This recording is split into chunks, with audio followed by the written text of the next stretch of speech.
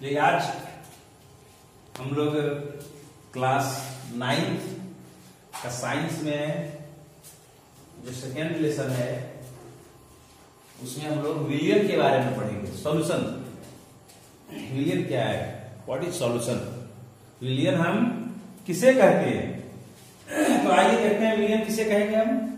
यहाँ पे कह रहा है विलियन दो या दो से अधिक पदार्थों का समांगी मिश्रण है।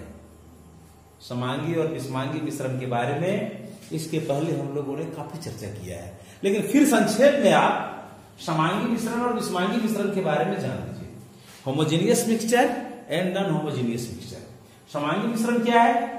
ऐसे मिश्रण जिसमें विलियन के या जिसमें मिश्रण के अवयवी पदार्थ, उसके घटक, अवयवी पदार्थ या उसके घटक एक समान रूप से पूरे मिश्रण में मिले हुए हों, जिसके कणों को आप अलग अलग आसानी से नहीं कर सकते हैं, उसे हम समांगी मिश्रण कहते हैं। और विषमांगी मिश्रण किसे कहेंगे? मिश्रण का वह प्रकार जिसमें उसके घटक या उसके अवयवी पदार्थ को आसानी से अलग किया जा सकता है, आसानी से उसको हम देख सकते हैं, आसानी से उसको हम अलग कर सकते हैं, पृथक पृथक कर सकते हैं, सेपरेट कर सकते हैं, उसे हम विषमांगी मिश्रण कहेंगे। Non homogeneous mixture. तो ये बात तो क्लियर हो गया, होमोजेनियस एंड नॉन होमोजेनियस। समांगी में विषमांगी, समांगी में समान रूप से उसमें मिला हुआ रहना चाहिए, जैसे चीनी का शरबत हो गया, नमक का घोल हो गया, ये सब सारे क्या है? समांगी मिश्रण है। तो आइए यहाँ पे कह रहा है विलियन क्या है? विलियन दो या दो से अधिक, टू और मोर देन टू सबस्टेंस, दो या दो से अधिक पदार्थों का क्या होना चाहिए? समांगी मिश्रण है, होमोजेनियस मिक्सचर है। कौन? विलियन। सॉल्यूशन, दो या दो से अधिक पदार्थों का। वहां बहुत सारे एग्जाम्पल दिए। नींबू जल, नींबू को जल में घोलते हैं आप, नींबू का रस को जल में घोलते हैं शरबत बनाने के लिए, पीने के लिए।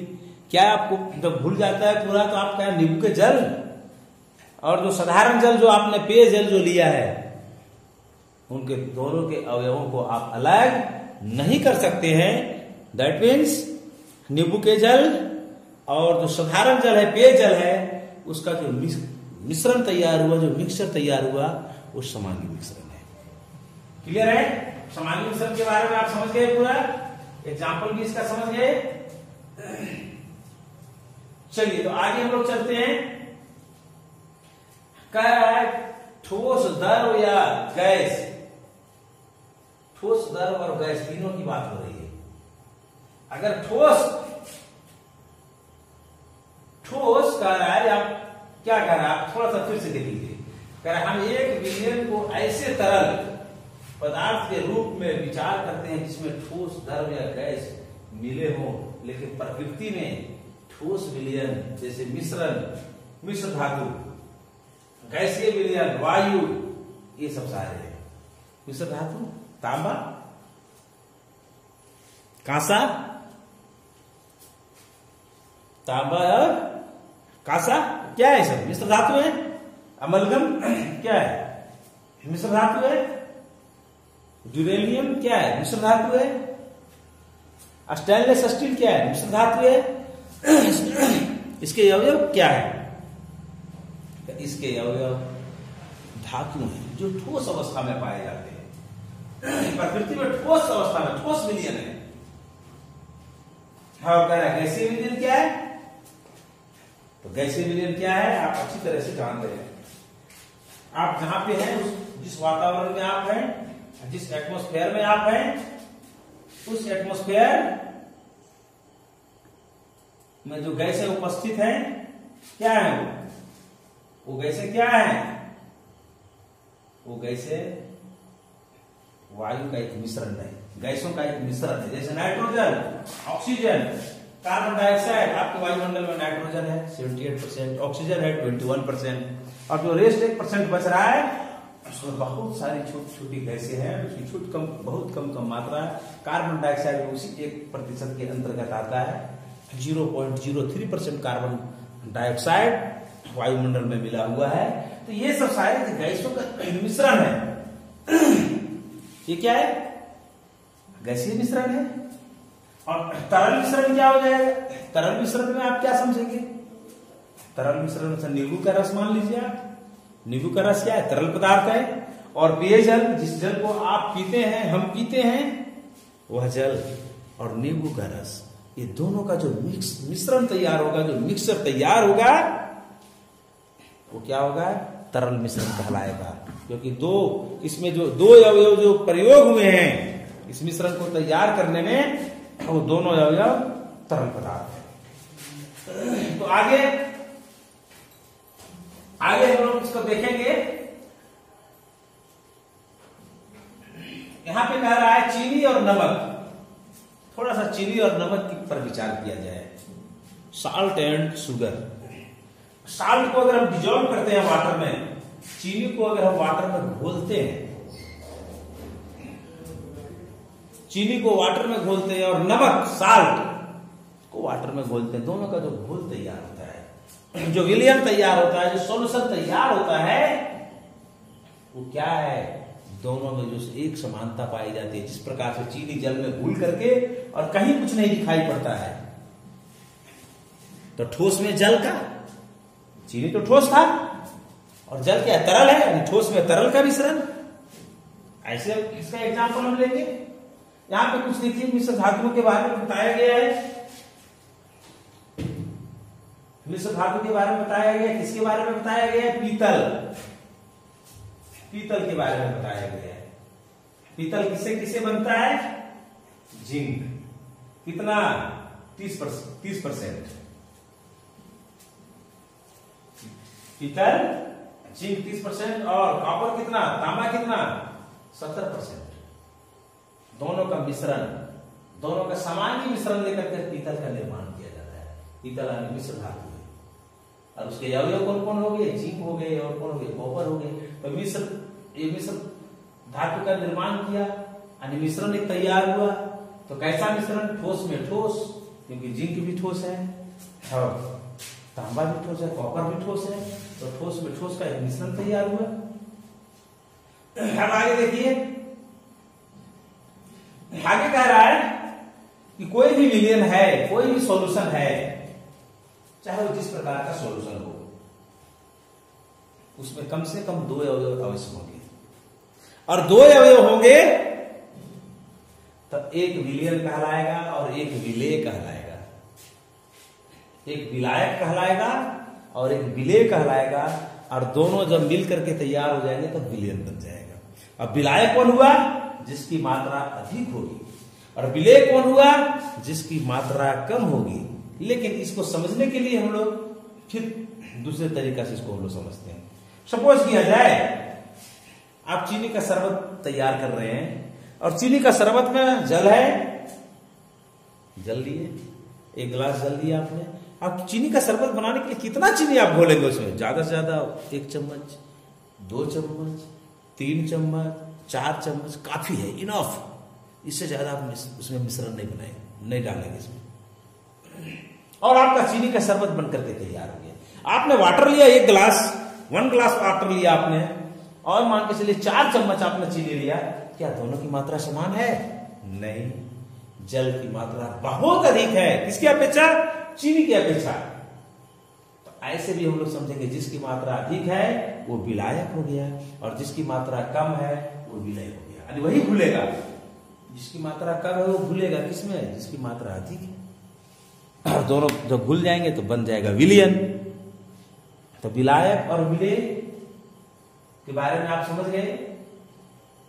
विलायक है जो घोलेगा और विलय है जो घुलेगा, और जब बन करके तैयार हो जाएगा तो उसे हम लोग बोलेंगे विलयन। विलयन बोलेंगे, सॉल्यूशन। उदाहरण के लिए देखिए, यहां पे बहुत सारा एग्जांपल दिया। पहला एग्जांपल है, फर्स्ट एग्जांपल, चीनी और जल का विलयन एक तरल घोल में ठोस का उदाहरण है। चीनी और जल का जो विलयन बनेगा, तरल घोल, जल तरल घोल, तरल है, पानी है, कौन सा घोल? चीनी लिए ठोस, तो चीनी और जल का विलयन जो बनेगा सॉल्यूशन, एक तरल घोल में ठोस का उदाहरण है। इसमें चीनी विलेय है, चीनी नहीं घुलेगा, और जल ऐसे क्या है? विलायक है, जल की मात्रा अधिक है। चीनी की मात्रा कम है, चीनी जल में घुलेगा और विलयन तैयार करेगा। दूसरा कह रहा है आयोडीन और अल्कोहल का विलयन। आयोडीन और अल्कोहल का विलयन में देखिए, जिसे टिंचर आयोडीन के नाम से जाना जाता है। टिंचर आयोडीन इसी को कहते हैं। इसमें आयोडीन विलेय है, यानी आयोडीन की मात्रा कम रहेगी, और अल्कोहल विलायक है, अल्कोहल की मात्रा अधिक रहेगी, तो अल्कोहल विलायक बन गया। और आगे देखिए, वात युक्त पेय, ठंडा जिसको पीते हैं, अभी के समय में तो ठंडा पीना काफी वर्जित है, क्योंकि कोरोना काल में हम लोग गुजर रहे हैं, कोरोना काल में हम लोग जी रहे हैं। कोरोना काल में ठंडा वगैरह ये सब को अपने दूर रखना है अपने अच्छे स्वास्थ्य के लिए, लेकिन पढ़ना है। वात युक्त पेय जैसे सोडा जल पीते हैं, कोका कोला वगैरह इत्यादि तरल विलयन में गैस के रूप में है, उसमें गैस है। आप देखते हैं प्यारे बच्चों, जो बोतल लेते हैं तो उसका बोतल को जो खोलते हैं ढक्कन, तो आवाज निकलता है, चक्का आवाज निकलता है, वो क्या है? वो गैस है। तो गैस को घोला गया है किसमें? तरल पदार्थ में, वह आप पीते हैं। और वह गैस क्या है? कार्बन डाइऑक्साइड, जो आपके शरीर के स्वास्थ्य के लिए, कार्बन डाइऑक्साइड आप ले रहे हैं, आपके लिए नुकसानदायक है, क्योंकि कार्बन डाइऑक्साइड आपके शरीर के लिए सुटेबल नहीं है। कार्बन डाइऑक्साइड आपकी बॉडी में उसको संश्लेषित होने का कहीं कोई जगह नहीं है, और आप ठंडा के साथ कार्बन डाइऑक्साइड लेते हैं। बताइए हम गलत कर रहे हैं कि नहीं? इसलिए ठंडे से हमें बचना चाहिए, कम से कम इसे पेय के रूप में लेना चाहिए, जहां तक वो बचने का प्रयास करना चाहिए। तो ये है, तो इसमें क्या हो गया? गैस के रूप में है, तरल विलयन में गैस के रूप में है। इनमें कार्बन डाइऑक्साइड गैस विलेय और जल ऐसे विलायक है। जल विलायक हो गया, गैस ऐसे विलेय हो गया, क्योंकि उसकी मात्रा कम है। आगे देखिए, वायु गैस में गैस का विलयन है, वायु है एग्जाम्पल, वायु का, एयर में क्या है? नाइट्रोजन है, उसकी मात्रा अधिक है, ऑक्सीजन है, उसकी मात्रा कम है। अगर हम केवल नाइट्रोजन और ऑक्सीजन पर विचार करें, इस दोनों को आधार बनाते हुए, नाइट्रोजन और ऑक्सीजन को आधार बनाते हुए अगर वायु पर हम विचार करें, कंसीडर करें अगर वायु पर, एयर पर, तो नाइट्रोजन की मात्रा 78% और ऑक्सीजन की मात्रा 21%। अब आप बताइए, ये दोनों का मिश्रण तैयार है, तो इसमें कौन है जो इसमें विलेय होगा और कौन है जो विलायक होगा? तो जिसकी मात्रा अधिक है, नाइट्रोजन की मात्रा अधिक है तो विलायक हो जाएगा, ऑक्सीजन की मात्रा कम है तो वो विलेय हो जाएगा। चलिए इसी को आगे हम लोग और देखते हैं।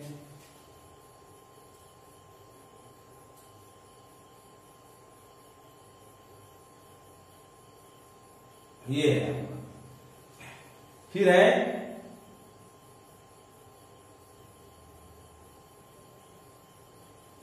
ये, उसके बाद है विलयन के गुण, मेरिट ऑफ द सॉल्यूशन का मेरिट को जानना है। सॉल्यूशन के अंदर कौन कौन से विलक्षण पाए जाते हैं, कौन से कैरेक्टर हैं इसके सॉल्यूशन के। जो विलयन आपने तैयार किया, जो विलयन के बारे में आपने पढ़ा, चाहे गैस का तरल के साथ हो, चाहे ठोस का ठोस के साथ हो, चाहे ठोस का द्रव के साथ हो, जो जिस प्रकार का भी विलयन हो, उसमें न कुछ तो गुण पाया जाएगा। और कौन सा गुण पाया जाएगा विलयन में? तो पहला गुण है कि विलयन एक समांगी मिश्रण है। विलयन क्या है? एक समांगी मिश्रण है, यानी solution is a homogeneous mixture. Solution ऐसा होमोजेनियस मिक्सचर है, समांगी मिश्रण है। और विलयन के कण व्यास में, विलयन का कण जो उसका पार्टिकल है, एक पार्टिकल, उसका व्यास 1 nm माइक्रोमीटर या नैनोमीटर हम लोग बोले, 10⁻⁹ नैनोमीटर बोला जाता है, से भी छोटे होते हैं, इसलिए आंख से नहीं देखे जा सकते। इसको हम लोग आंख से नहीं देख सकते हैं, नेक्ड आई से हम इसको नहीं देख सकते, इतने सूक्ष्म होते हैं इसके कण। दो हमने पढ़ा, कितना इसके कण होते हैं? 10⁻⁹ ध्यान में रखेंगे, जीके में एक क्वेश्चन को सेट किया जाता है। इतने, इससे भी कम व्यास उसका कण का व्यास, डायमीटर, अपने छोटे आकार के कारण विलियम के कण गुजर रही प्रकाश की किरण को फैलाते नहीं है, छोटे आकार के कारण नहीं फैला पाते हैं, इसलिए विलियम में प्रकाश का मार्ग दिखाई नहीं देता। विलियम में प्रकाश का मार्ग वो नहीं देख पाते, प्रकाश की किरणें को फैला नहीं पाते हैं। अगला है छानने की विधि द्वारा विलेय के कणों को विलियम में से पृथक नहीं किया जा सकता है। छानने की विधि के द्वारा, जिस विधि से हम लोग छानते हैं, हम अलग नहीं कर सकते हैं। क्यों नहीं कर सकते हैं? नहीं किया जा सकता है। विलियम को शांत छोड़ देने पर भी विलेय के कण नीचे नहीं बैठते हैं, अर्थात विलियम अस्थायी है। आप आसानी से समझ गए होंगे कि विलियम में जो अवयव होते हैं वो नीचे बैठते नहीं है शांत छोड़ देने के बाद, क्योंकि उनके कण से पूरे के पूरे घुल करके समांगी मिश्रण तैयार करते हैं, समांगी मिश्रण बनाते हैं, और समांगी मिश्रण निर्माण करके तो समांगी मिश्रण का निर्माण हो जाता है विलियम में। तो क्या आपको लग रहा है कि उसके कण को हम अलग कर सकते हैं? नहीं। तो ये सब सारा मेरिट है, ये सब सारा आपने मेरिट देखा। क्या मेरिट देखा? मेरिट क्या देखा आपने? पहला, विलियम एक समांगी मिश्रण है। दूसरा, विलियम के कण का व्यास 1 mm होता है, यानी 10⁻⁹। इसके कण क्या करते हैं? गुजर रही प्रकाश की किरणों को नहीं फैला पाते हैं, और छानने की विधि के द्वारा विलियम के कणों को हम अलग नहीं कर सकते हैं, क्योंकि उसमें जो विलेय पदार्थ होता है और विलायक में पूरी तरह से घुल करके उसके खाली स्थान को भर लेता है, एक समांगी मिश्रण का निर्माण कर लेता है, इसलिए उसे हम पहचान नहीं सकते हैं।